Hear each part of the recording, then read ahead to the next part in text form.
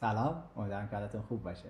تا حالا اینو تجربه کردید که با یه آدمی درد و دل کنید و فقط دلتون بخواد که اون بهتون گوش کنه، یعنی هیچی نگه، هیچ راهکاری نده. به نظر من این اون چیزیه که خیلی وقت آدما بهش احتیاج دارن، یعنی دلشون میخواد وقتی که صحبت میکنن فقط شنیده بشن و درک بشن.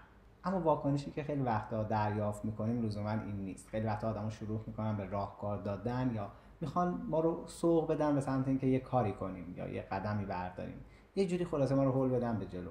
به نظر من این اون چیزی نیست که لزوما وقتی که یک نفر داره با شما صحبت میکنه بهش نیاز داره.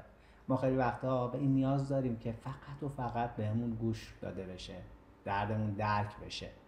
مثل این میمونه که یه آدمی توی رابطه عاطفی بوده و تازه از اون رابطه اومده بیرون و شروع میکنه با شما صحبت کردن از اون نقطه، و اونجا واکنشی که قرار دریافت کنه این که اون آدم رو سوق بدیم به جلو برای اینکه از اون موقعیت رنج و دردش بیاد بیرون، در صورتی که اون آدم فقط نیاز داره که با شما درد و دل کنه، فقط نیاز داره که از اون رنجش، از اون احساس سنگینی که داره تجربه میکنه بگه.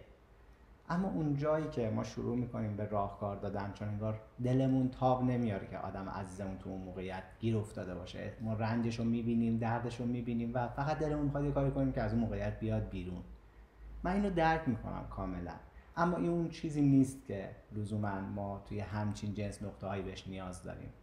اگر یکی از آدمای عزیز زندگی شما توی همچین نقطه‌ای قرار بگیره، به نظر من نیازه که بهش گوش کنید و نیازش رو بشنوید و بعد بخواید بهش پاسخ بدید.